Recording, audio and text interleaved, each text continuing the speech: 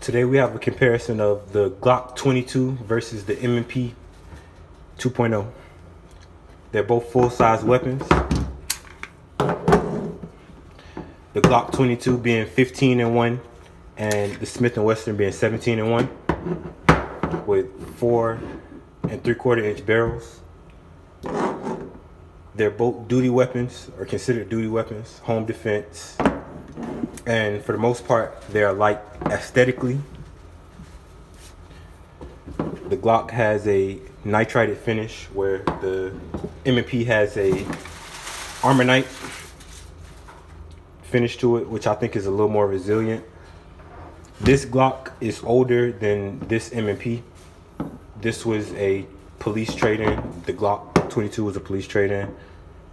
The M&P was just a used gun, so it probably hasn't seen as much wear. But of course, the big advantage to the Glock 22 is the 40 caliber. The 40 caliber is 180 grains compared to the 124 I carry. And even though the 40 is kind of fading out, you really can't argue with that much more lead. These are both federal HST, so law enforcement ammunition. This is a plus P round, 124 grains, and this is 180 grains.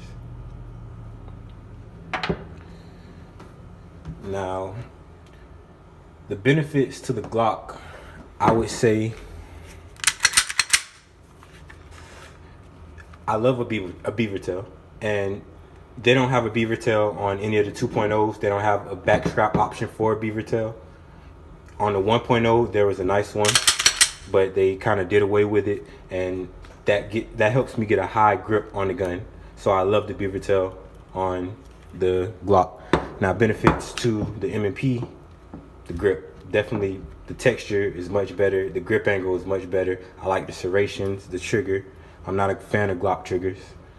The Generation 5 is better, but this is a Generation 4. It's not horrible. I can shoot it, but I'm much more accurate with this one.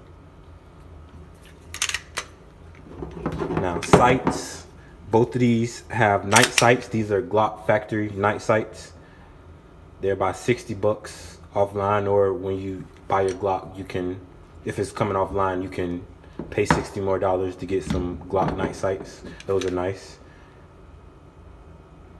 And these are fiber optic fronts with Trigicon in the middle, so if when I cut the lights out, the front glows too, but it's Trigicon when there's light.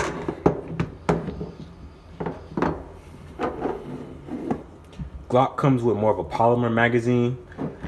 They're really tough considering they're polymer, but I kind of prefer the M&P magazines just being metal. They wear a little better. They got some character to them. I like that kind of thing.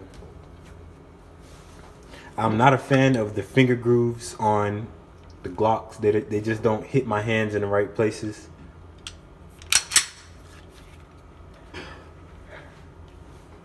But it's not a bad trigger. There's not very much take up at all. Crisp break. You right on the reset.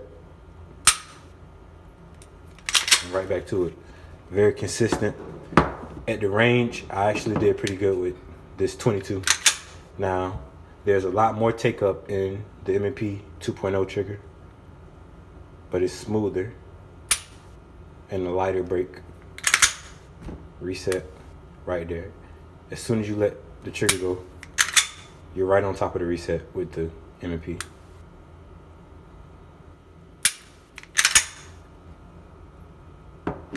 Now, as far as the 40 versus 9 argument, I stand on the 9mm side of it, but I do want a 40 caliber, and I'm more of a fan of the Glock 23, but probably sometime soon I'll own a Glock 22 for duty because they're kind of cheap right now, and it's a great gun. For the price he got this at $300, I would do it any day. I don't really have a need for another duty weapon right now, but it's definitely a valuable option. I'm going to be putting out the range film for the Glock 22 soon. and you can go watch the range film for the M&P 2.0 now.